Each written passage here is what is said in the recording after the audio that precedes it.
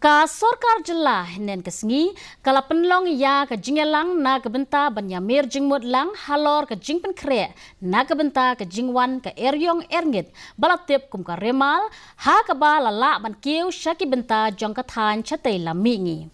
Haba penpau hakilat pathai khubor u sembut menteri rangba ke jela uba Preston Tensong ulo ong ba la betha ya ki deputy commissioner ba Pynlong ke bala Pynkhreh na ke Bynta ke Jingwan link shop ka tai ke eryong. Ulo ong ba ki katu kat ni ki jaka ki la ban syakta ha ka jingslei ha ka bala Pynkhreh ya ki lat jingyarap ling ba ka tanat fire and emergency service PWD bat ki tanat forest ba Pynlong ki bala Kyrkieh. Halor ke ni ke Jinglong Jingman na kaliang ki Deputy Commissioner jong ka East West KHASI Hills but Hagaro Hills District kila penmi ya ki Jingpen pena babaro ki school hakini ki district kin khang la shai ke sngi.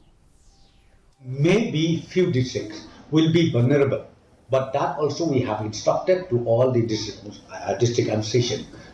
all of them equally, not only to one district or two districts as I said to you, but all districts. We have instructed all the deputy commissioners to be more vigilant and also to be in the active mode fully. So now, of course, few stretches we have identified those vulnerable flooded area, and maybe when the monsoon is ended, from the PUD side, jointly with the Urban Affairs Department as well as with the Shillong Municipal Board, we will take appropriate action. U Vice President Ujagdeep